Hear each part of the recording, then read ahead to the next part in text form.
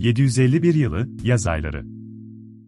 Orta Asya'nın kalbinde, bugün Kazakistan ile Kırgızistan sınırında yer alan ıssız bir nehir vadisinde iki dev güç yürüyüşe geçti.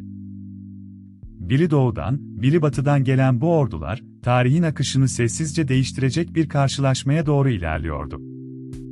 Tang Hanedanlığı, gücünün zirvesindeydi. Çin İmparatorluğu, İpek Yolu'nun ticaret ağlarını kontrol altına almak için ordularını Orta Asya'nın derinliklerine, Fergana ve Taşkent bölgelerine kadar göndermişti. Aynı dönemde, Orta Doğu'da yeni bir güç doğmuştu. Emevi Hanedanlığını deviren Abbasi halifeliği, henüz bir yıl önce kurulmuş ama Horasan ve Mavera-Nehir topraklarında hızla nüfus kazanıyordu. Kıvılcım, küçük bir şehir devletinde çaktı. Çin'in atadığı vali, Taşkent hükümdarını ihanette suçlayarak idam ettirdi. Öldürülen hükümdarın oğlu, intikam için hem Karluk Türklerinden hem de Abbasilerden yardım istedi.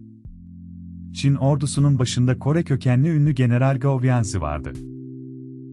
Dağları aşan komutan olarak anılan bu adam, isyancı şehirleri cezalandırmak için ordusunu Orta Asya'nın derinliklerine sürdü.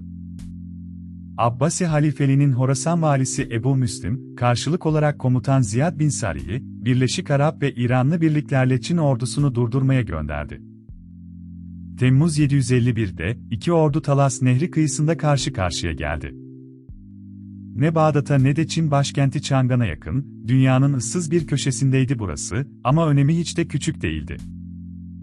5 gün boyunca ordular birbirini yokladı, çarpıştı, geri çekildi. Çin saflarında 10 binlerce asker ve müttefik Karluk Türk birlikleri vardı, karşılarında ise sayıca daha kalabalık bir Abbasi Kiran ordusu duruyordu. Ama savaşın kaderini silahlar değil, bir ihanet belirledi. Çin ordusuyla birlikte savaşan Karluk Türk birlikleri, kritik anda saf değiştirerek Çin kuvvetlerine arkadan saldırdı. Çin saflarında panik yayıldı. Gao Vianzi az sayıda adamıyla geri çekilmeyi başarabildi, ancak ordusunun büyük çoğunluğu ya öldü ya da esir düştü. Binlerce Çinli asker esir alındı.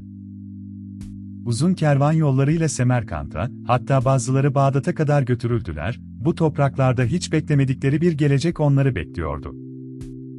Bu esirler arasında, o güne dek Çin'in sakladığı bir sır bulunuyordu, kağıt yapımı. Bu bilgi, Semerkant ve ardından Bağdat üzerinden İslam dünyasına, oradan da Avrupa'ya yayılacaktı.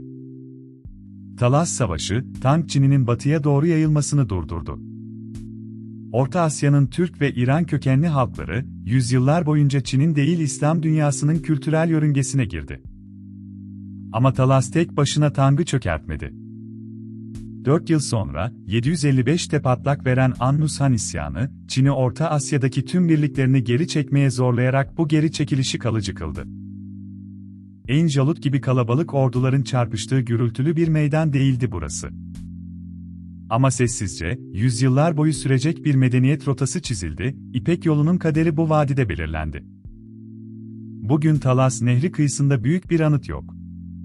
Çoğu insan buradan geçerken, 1270 yıl önce burada iki medeniyetin kaderinin belirlendiğini bilmiyor bile.